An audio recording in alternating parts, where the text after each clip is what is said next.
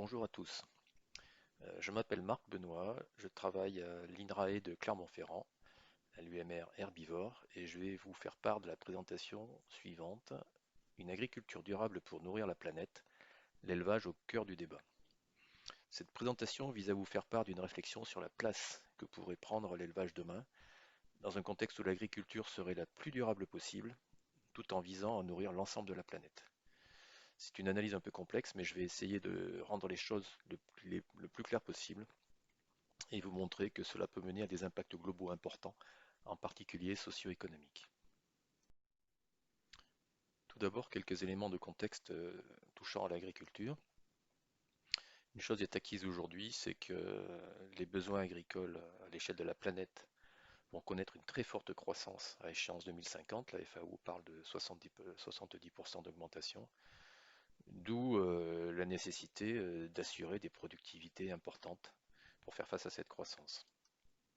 Mais par ailleurs, on sait que les questions environnementales sont très fortes aujourd'hui, avec des limites planétaires qui seraient atteintes pour à la fois les notions de baisse de biodiversité, d'émissions de gaz à effet de serre, de pollution diverses et variées. Donc, un élément extrêmement important touchant à l'environnement. D'autres questions sociétales majeures doivent être pointées, touchant tant à la santé publique qu'aux questions d'emploi, de revenus, d'équité, voire d'éthique. Plus particulièrement, quelle est la place de l'élevage dans ces éléments de contexte? Ce qui est attendu demain, c'est un élevage qui ne soit pas concurrent vis-à-vis de l'homme pour l'utilisation des céréales et des cultures en général. Deuxième point, c'est le lien entre consommation de viande, viande rouge en particulier, et santé humaine. Troisième élément touchant à l'impact de l'élevage sur l'environnement, on peut penser là aux émissions de méthane, méthane entérique, en lien avec le changement climatique, mais par ailleurs aussi à la séquestration du carbone dans les prairies utilisées par l'élevage, mais également des considérations éthiques tournant autour de l'élevage en termes de bien-être animal. Alors, comment peut-on parler d'agriculture durable? Je vous propose le cadre de l'agroécologie pour traiter de cette question en abordant les performances attendues par ce mode de production. Pour cela, je vais partir d'une réflexion qui a été menée et d'un travail mené sur l'agriculture biologique qui visait à analyser ses performances en termes d'externalités produites. Donc voici le rapport en question, travail piloté par l'ITAB. Pour ceux qui sont intéressés, ce document peut être téléchargé sur le net. Je ne vais pas détailler les résultats. Voici le tableau synthétique de toutes les performances étudiées, tant d'un point de vue de l'impact sur l'environnement que sur la santé humaine, le bien-être animal. Les principales conclusions, donc à partir du jeu de couleurs vert, orange, rouge, montrent que les impacts positifs de l'agriculture biologique en comparaison à l'agriculture conventionnelle sont très intéressants pour la majorité des items étudiés, avec un point central initial lié à l'absence d'utilisation de pesticides, qui a donc des effets positifs tant sur la qualité de l'eau que sur la biodiversité ou la santé humaine. Quelques éléments litigieux par rapport par exemple à l'utilisation du cuivre, sur les émissions de gaz à effet de serre ramenées au kilo de denrées alimentaires, etc. Et cette diapositive pour pointer le point négatif majeur qui est celui de la productivité de la bio un petit peu inférieure à l'agriculture conventionnelle et de là donc à production quantitative équivalente, un besoin de surface plus important. Donc différentes sources bibliographiques montrent que la baisse de production moyenne, tout continent confondu, toute production confondue, serait de l'ordre de 20%. Donc on va utiliser cette conclusion-là pour la suite de l'analyse.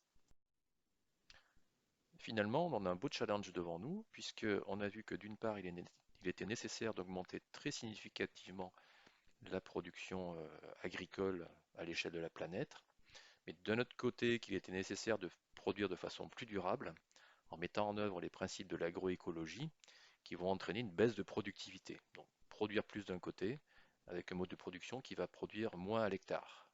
Comment faire? Produire propre tout en satisfaisant les besoins alimentaires. Comment? Je vous propose 6 leviers. Le premier, qui est finalement un levier beaucoup plus sur le long terme, c'est d'aller vers une gestion de la démographie. Le second, dont je ne parlerai pas plus, mais qui est majeur, c'est de limiter les pertes et gaspillages, qui sont estimés aujourd'hui par la FAO à 30% de la production agricole mondiale. Troisième levier, limiter les autres utilisations des terres agricoles. Je n'en parlerai pas non plus, mais c'est un élément majeur.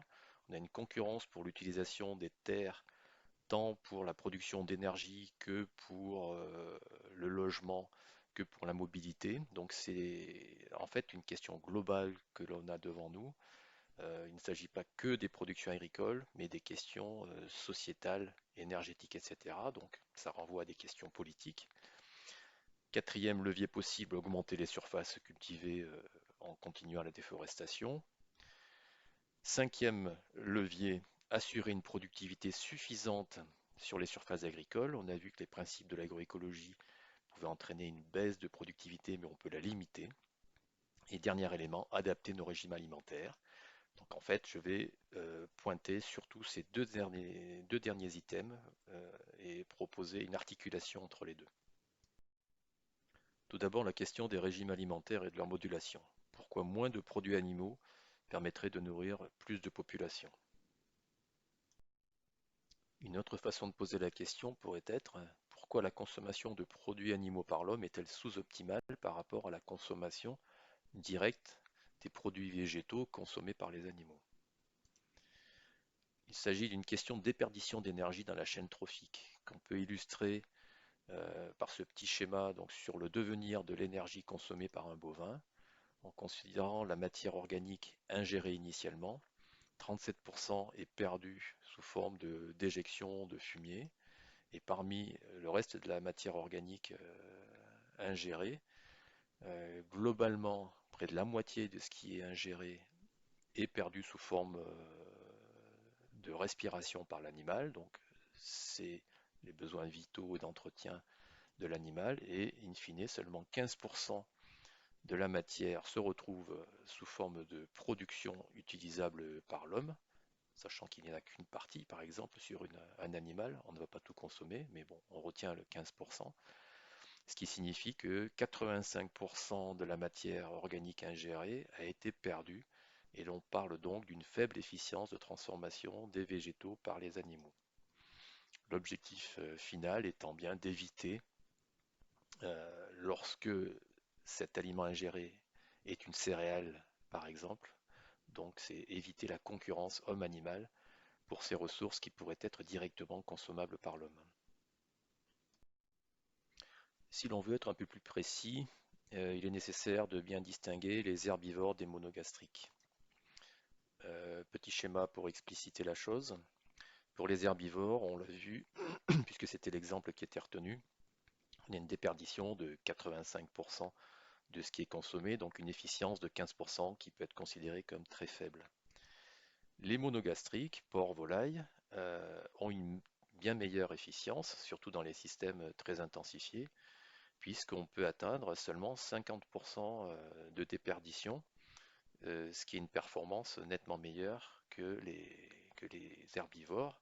Par contre, là où il y a une différence majeure, c'est que certes, les herbivores affichent une performance médiocre, mais s'ils consomment des fourrages et de l'herbe, ça ne pose pas de problème de concurrence vis-à-vis de l'homme. Par contre, avec leur forte efficience, le problème des volailles et des porcs est que l'essentiel de l'alimentation concerne des céréales que l'homme peut consommer directement. Alors, quelle est l'incidence des mécanismes que je viens de décrire sur les régimes alimentaires et leurs indicateurs de durabilité? Pour cela, je vous propose de comparer bio et conventionnel dans une étude réalisée sur la base du réseau Bionutrinet. Donc, on va comparer des consommateurs consommant beaucoup de produits bio par rapport à d'autres qui en consomment le moins. Avec tout d'abord un indicateur de demande en énergie. Donc là, c'est sur une approche analyse de cycle de vie en décomposant l'effet global en deux sous-items. Tout d'abord, ici, le petit histogramme vert montre que l'effet production bio versus conventionnel génère un gain d'énergie, c'est-à-dire que moins d'énergie nécessaire pour produire un produit bio par rapport à un produit conventionnel. C'est beaucoup lié à la fertilisation, azotée en particulier, chimique, qui nécessite beaucoup d'énergie indirecte en conventionnel. Ensuite, l'effet régime, c'est-à-dire que là, on n'est plus bio, non bio, mais c'est est-ce que la part des produits animaux inférieurs en bio va jouer? En fait, oui, beaucoup. Environ 12% de la moindre demande en énergie dans l'assiette du consommateur bio est liée au fait qu'il consomme nettement moins de produits d'origine animale. Globalement, les deux effets se cumulent et dans une assiette d'un consommateur bio, l'énergie nécessaire au processus de production atteint une réduction de 20% par rapport à l'assiette du conventionnel. Même exercice pour les émissions de gaz à effet de serre. Là, zéro, c'est-à-dire que produire en bio ou produire en conventionnel, finalement, il y a peu d'effets. Euh, il y a des mécanismes de compensation que je n'ai pas le temps d'aborder ici. Par contre, l'effet régime est énorme, qui est lié directement au fait que consommer des produits animaux d'origine bovine en particulier, on va injecter dans le bilan gaz à effet de serre beaucoup de méthane entérique pour un bilan global donc de gaz à effet de serre beaucoup plus défavorable en conventionnel par rapport à la bio à l'échelle de la consommation et de la diète. Pour l'occupation des terres, puisque c'est réellement là notre préoccupation dans cette présentation, donc on retrouve ici plus 18, plus 20%. En fait, à production identique, à type de produit comparable, il faudra quasiment 20% de surface en plus en bio par rapport au conventionnel. Par contre, il y a une très forte compensation liée au régime. Le fait de consommer moins de produits animaux, on a un gain de 30% pour globalement, en termes d'occupation des terres, malgré une productivité à l'hectare inférieure, compte tenu de la faible part des produits animaux, globalement, un consommateur bio va nécessiter 20% de surface terrestre en moins par rapport à un consommateur conventionnel. Sur la base des données existantes jusqu'à maintenant, on ne sait pas ce qu'il en sera des nouveaux consommateurs bio demain. Finalement, donc, un très fort impact de la consommation de produits animaux sur l'utilisation des terres. Par rapport à ce que je viens de présenter, on pourrait se dire que finalement, la suppression de l'élevage permettrait d'optimiser l'utilisation des terres agricoles pour nourrir les populations.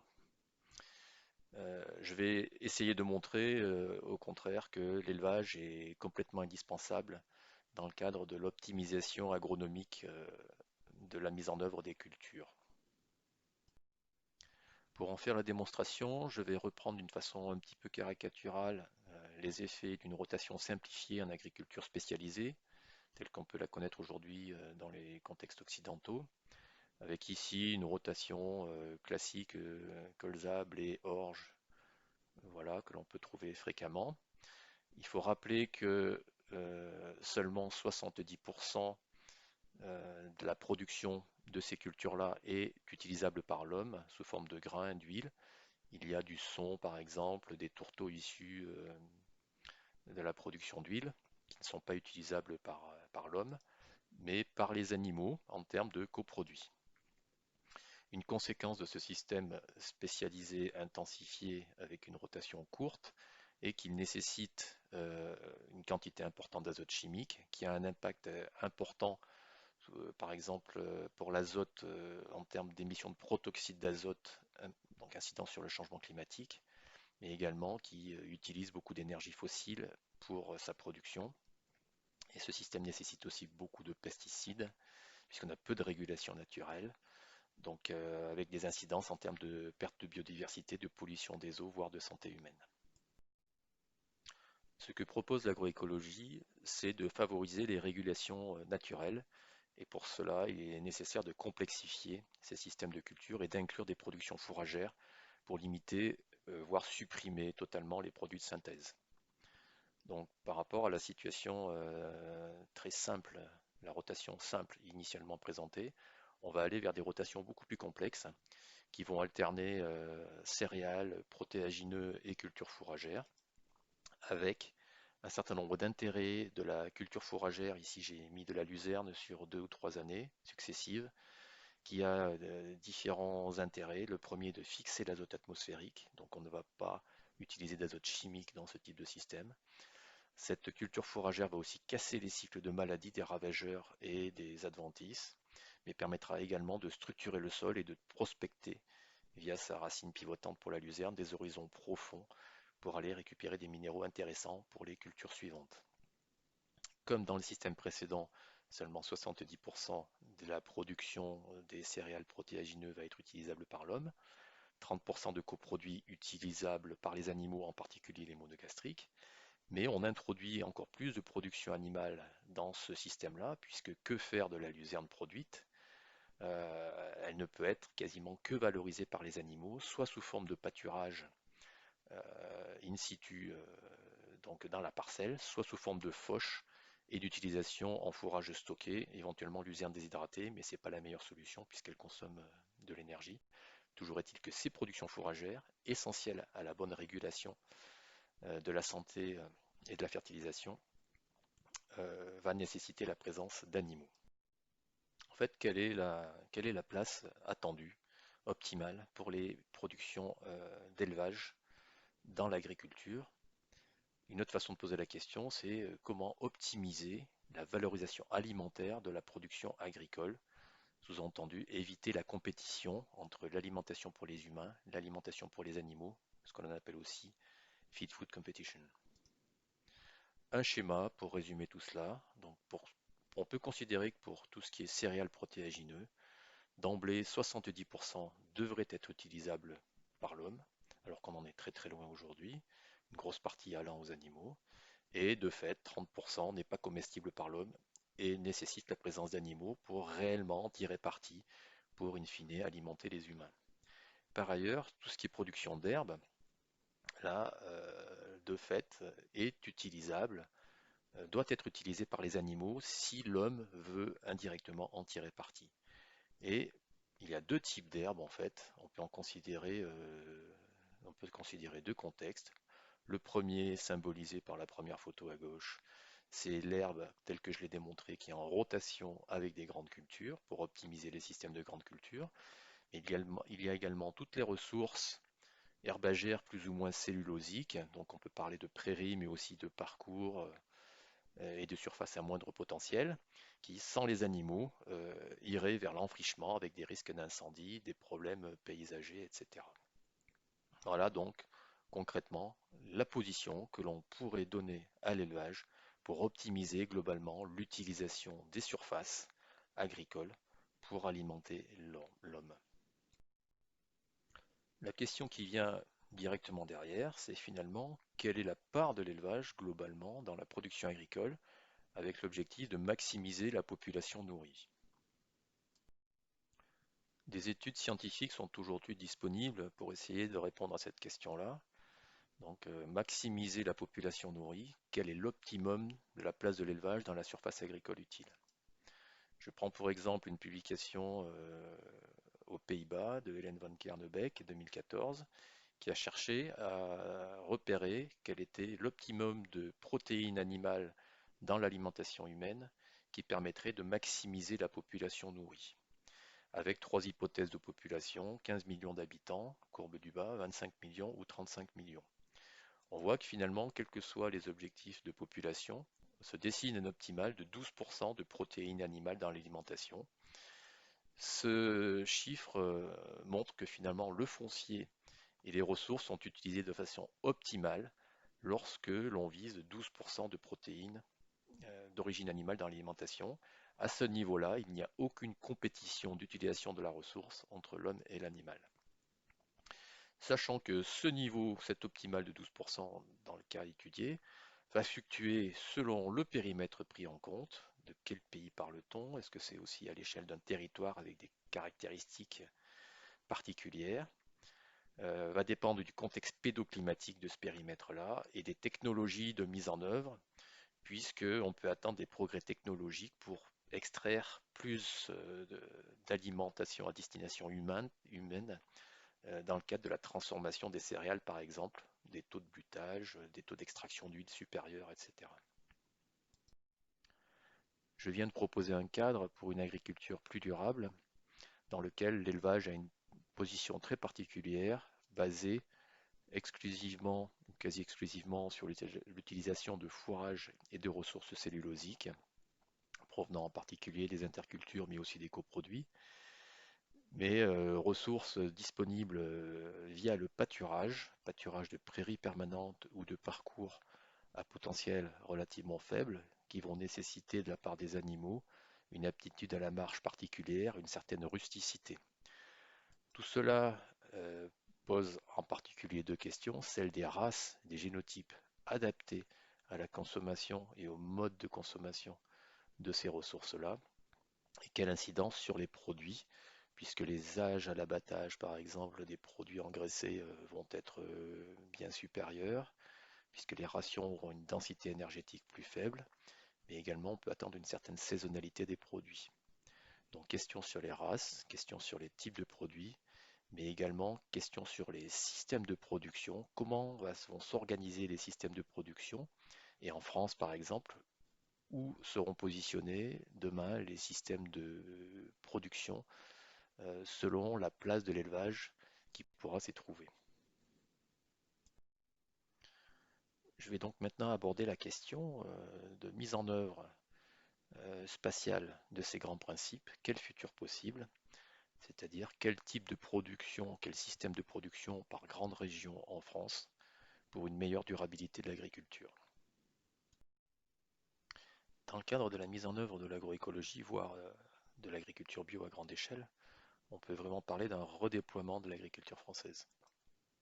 Première évolution, donc la réintroduction de l'élevage dans des zones très spécialisées en grande culture depuis plusieurs décennies, donc toute la région centre et centre-est de la France en particulier.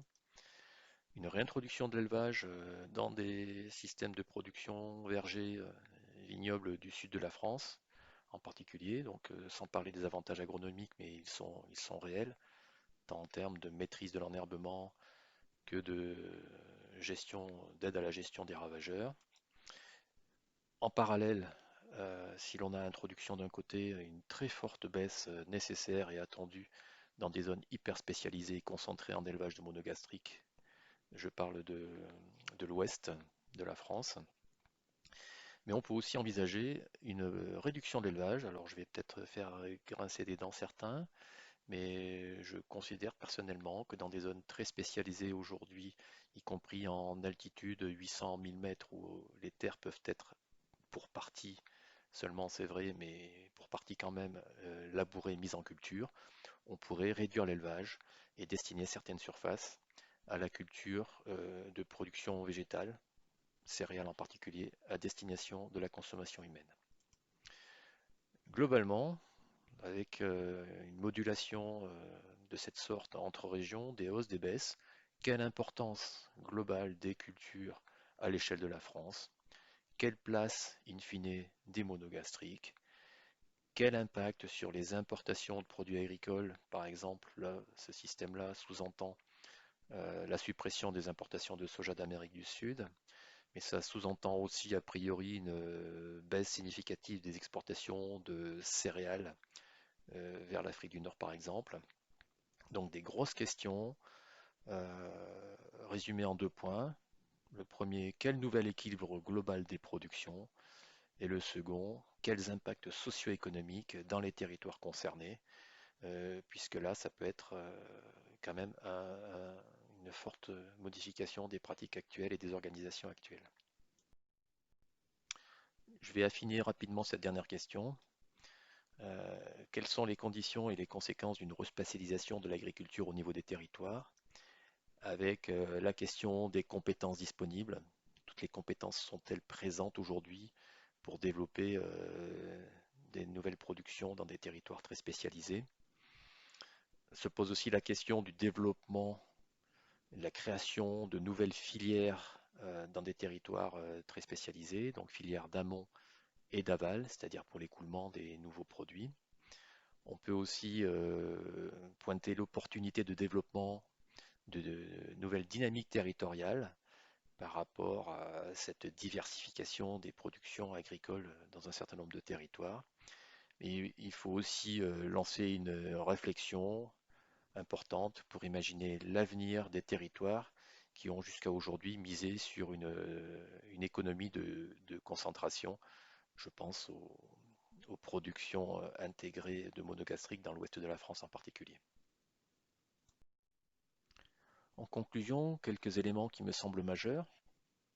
Le premier, c'est pour quand même rappeler qu'on est parti de questions très globales, nourrir la planète avec une agriculture durable, et qu'on voit bien qu'on aborde in fine des questions très territorialisées avec des solutions locales.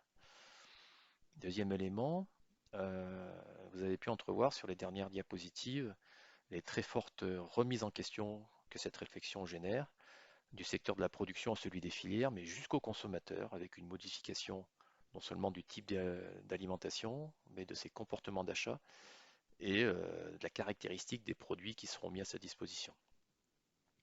De très forts enjeux économiques ressortent de cette réflexion, avec une adaptabilité des acteurs qui est tout à fait incontournable. Euh, Quatrième élément, il est complètement indispensable de communiquer entre les différents types d'acteurs qui interviennent au niveau des territoires pour construire un consensus par rapport à ce qui peut apparaître quand même comme une certaine révolution autour de la reconstruction des systèmes de production agricole et de l'activité économique sous-jacente.